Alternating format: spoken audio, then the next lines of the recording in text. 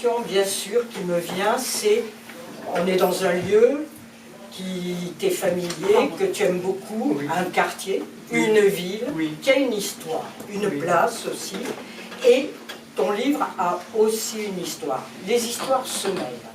Pourquoi ce lieu? Pourquoi ce livre? Oui, alors il y a plusieurs choses et c'est pourquoi aussi je t'ai demandé d'être ici avec Evelyne, parce que je vis ici depuis 30 ans. Et donc, c'est accumulé toutes sortes de rencontres qui nous ont réunis au fil des années.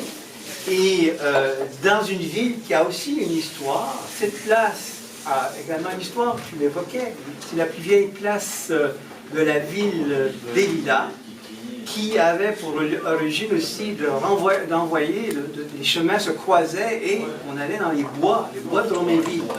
L'esprit, l'âme de cette ville, en fait, c'est la forêt qui est juste à côté. Enfin, qui est devenu un petit bois quand même, mais quand même, peu de villes sont marquées par la présence d'une forêt et aussi, et ça c'est aussi quelque chose qui moi m'a parlé beaucoup, puisqu'on parle des origines, la maternité des Lilas. La commune des Lilas est marquée par cette maternité comme jamais une ville l'a été. C'est là où l'on est. La ville des Lilas, jusqu'au 31 octobre, puisque vous savez sans doute que la maternité des Lilas a déménagé ou a disparu, a marqué de son sceau et cette ville. Et le lieu où l'on est n'est pas anodin.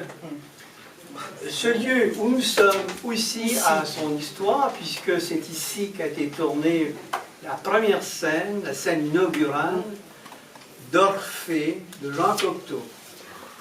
Et pourquoi oui, un des grands films est donc marqué doublement par le cinéma et par la poésie. Et par un thème ô combien important, qui est la réinterprétation du mythe d'Orphée. C'est pourquoi j'ai voulu le faire ici, et je remercie encore une fois Laurent de nous permettre de le faire ici.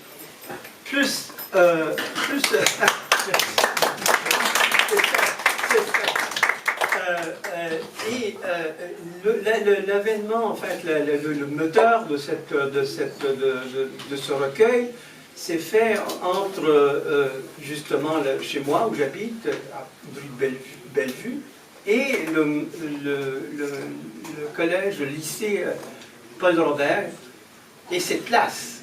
Oui. Puisque je vais raconter, mais ça part d'abord de ça. Un objet qui est un livre, qui était un carnet que je voulais faire, donc je voulais faire mon carnet de dessin. Oui, parce qu'il dessine aussi. Oui, je dessine. Vous allez voir, je vais le faire circuler. Ce carnet m'a été donné par une amie, qui n'est plus malheureusement, et pendant des années, je l'avais dans les mains, et je me disais, mais qu'est-ce que je vais en faire? Un jour, et c'est ça qui est intéressant, c'est le 4 décembre 2018, 4 décembre 2018, je vais, parce que je donnais un cours, un atelier d'écriture au lycée Paul Robert, il y a eu une contestation nationale des étudiants, et je ne pouvais plus entrer. Le cours était annulé. Bon, j'ai dit, mais qu'est-ce que je fais? Bon, je suis revenu.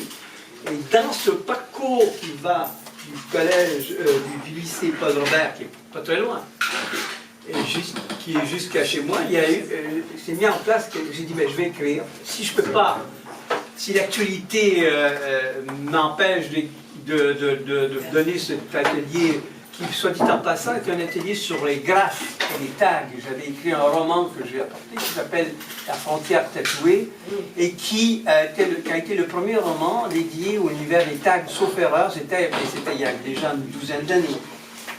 Et donc, j'ai commencé à écrire sur ce carnet en mettant une date et un titre. Parce qu'effectivement, quand tu dis tu, c'est aussi toi. Bien sûr, Hein, il y a un combat. oui, hein, c'est le double dont tu parlais, oui. Mais au-delà de ça... Oui, et en fait, effectivement, on est clivé tout un chacun a deux. On est toujours un peu clivé entre, je dirais, la combination et entre l'esprit et l'âme, et le corps bien sûr, il est là, parce que sinon il n'y a pas de... Mais aussi au-delà, au lecteur. Le lecteur est présent parce que c'est un affrontement, une confrontation, un combat entre ces deux éléments qui font que la machine peut se mettre en marche, c'est-à-dire la mécanique de l'expression. Et aussi, alors, au lecteur qui va nous lire dans le futur. Là, j'ai une anecdote qui m'avait touché lors du dernier recueil que j'avais lu. C'est un roman. À la toute fin de cette présentation, il y a un couple de jeunes parents qui arrivent avec un landau. Et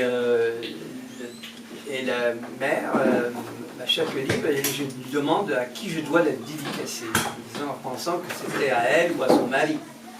Elle me dit, non, c'est à ma fille, qui a 2 mois. Et là, j'ai la révélation, parce que j'ai dit, mais bien sûr, on écrit pour ceux qui ne sont pas encore de ce monde ou qui sont dans leur monde.